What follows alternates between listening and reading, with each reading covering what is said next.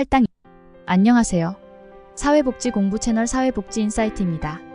이번 시간에는 다음 시간에 이어서 할당에 대해서 알아보기로 했지요. 이번 시간에는 자격 조건들의 평가에 대해서 알아볼 거예요. 근로동기. 순수하게 거주와 인구학적 속성만을 고려하는 것이 있는데 이러한 방법은 근로동기가 약화한다는 경향은 별로 없어요. 소득과 자산조사를 통해서 결정짓는 방법은 근로동기가 약화되는 경향이 크며 수급자뿐 아니라 잠재적 수급자의 근로동기까지 약화시킬 수 있다고 합니다. 예를 들어서 설명해 보도록 할까요? 기초수급급여의 생계급여의 종류에는 일반 생계급여, 시설수급자의 생계급여, 긴급생계급여, 조건부 생계급여 등이 있으나 여기에서는 일반 생계급여에 관해서 설명해 보도록 할게요. 설명하기에 앞서 2024년 6월 7일 기준으로 한국의 나무워키 자료를 참고하였음을 알려드립니다. 한국에서 일반 생계급여는 조건부 수급자에 해당하지 않고 근로능력이나 기타 여건이 안 되는 분들에게 기준 중위 소득의 32%에 해당하는 금액과 가구의 소득 인정액의 차액만큼을 지급하는 급여를 말합니다. 여기에서 근로동기를 약화시킬 수 있는 문장은 무엇일까요? 네, 바로 해당하는 금액과 가구의 소득 인정액의 차액입니다. 좀 더 자세히 들어가 볼까요? 4인 가구이면서 기초생활 수급자에 해당하면 2024년 기준 4인 가구 중위소득의 32%는 183만 3,572원이며 그 가구의 월 소득 인정액이 100만원이라고 할 때 차액인 83만 3,572원만큼만 지급되는 것이죠. 일하지 않더라도 183만 3,572원을 받는데 노력하여 일을 해도 차액이 발생하기 때문에 어차피 그 금액만 받게 되는 것인데 그냥 일하지 않고 놀고 먹겠다는 것을 선택하는 사람이 많을 수밖에 없겠지요. 이번엔 사회보험제도를 알아볼까요? 이 역시 근로동기를 기반으로 하였지만 공공부조제도와는 다른 것으로 사회보험은 기여를 조건으로 급여를 지급하는 것입니다. 보험료를 납부하였을 때 혜택을 받을 수 있는 것으로 대표적인 것으론 국민연금이 있지요. 이런 사회보험제도는 소득을 보상받기 위해서 일을 더 하려고 하는 소득 효과와 보험료, 납부로 실질 임금률이 떨어져 근로를 줄이려 하는 대체 효과를 가지고 옵니다. 당연히 국민연금은 더 많이 내는 사람이 많이 받는 제도이기 때문에 납입액을 늘리려는 욕구가 있을 수 있겠지요. 정상적인 상황이라면 여력이 있을 때 많이 납부해서 나이가 들고 소득이 없을 때를 대비한다는 것이죠.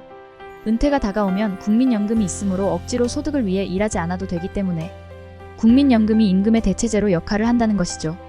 거주, 인구학적 속성과 기여와 소득, 자산조사가 소득재 분배에 미치는 영향을 알아볼까요? 자격 조건에 따라서 소득재 분배의 효과가 달라집니다. 거주, 인구학적 속성은 수평적 소득재 분배 효과가 높고 수직적 소득재 분배 효과는 적어요. 기여는 수평적 재분배 효과가 나타나지만 거주와 인구학적 요건에 비해 수직적 재분배 효과도 큽니다. 사회보험 급여 계산 방식이 저소득층에게 유리하게 되어 있기 때문이에요. 소득, 자산조사는 명백하게 고소득층으로부터 저소득층으로 소득이 이동하기 때문에 수직적 재분배 효과가 가장 크게 나타납니다. 거주, 인구학적 속성과 기여와 소득, 자산조사가 인간 존엄성과 사회통합에 미치는 영향을 알아볼까요? 거주, 인구학적 속성은 수급자에 대한 까다로운 조사가 없이 누구에게나 똑같은 양과 질의 사회복지 재화를 제공하기 때문에 수급자들은 급여를 받는 것이 하나의 권리라고 의식하게 됩니다. 그러므로 인간의 존엄성과 사회통합의 목표를 가장 크게 이룰 수 있지요. 기여는 계층 간 급여의 차이가 있어 계층 차이가 유지됩니다. 거주와 인구학적 요건에 비하면 인간의 존엄과 사회통합 목표가 다소 약하다고 볼 수 있지요. 소득, 자산조사는 인간의 존엄성과 사회통합의 목표가 가정저해합니다. 경제적 측면의 조사가 직접적이고 개별적으로 이루어지는 데서 수급자는 치욕감을 가지게 되고 수급자와 납세자의 구분이 명확해지므로 수급자에게 낙인감을 심어주게 됩니다. 가족구조의 변화에 끼치는 영향은 어떤 것이 있을까요? 거주, 인구학적 속성은 밝혀진 바로는 직접적인 큰 영향을 미치지는 않아요. 일정한 소득 수준 이하의 특정 범주 가구에만 자격 조건을 주는 방식, 이를테면 노인 단독세대나 아동을 키우는 여성 단독세대 등으로 이 속성은 가족구조의 변화를 가장 크게 유발합니다. 마지막으로 거주, 인구학적 속성과 기여와 소득, 자산조사의 사회적 적절성과 운영 효율성을 알아볼 거예요. 사회적 적절성 측면.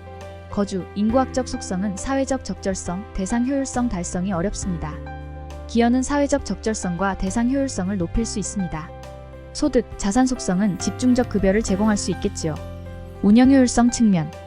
거주, 인구학적 속성은 거주 여부와 특정 인구학적 속성의 소속 여부만 판단하면 되기 때문에 기계적 혹은 자동으로 급여 여부가 결정되므로 운영이 쉽고 운영 비용이 적게 듭니다.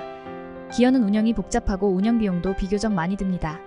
소득, 자산 속성은 개별 사람들이 사회복지에 대한 욕구를 면접과 가정방문 등의 직접적 조사가 필요하여서 운영이 가장 복잡하고 비용도 많이 듭니다.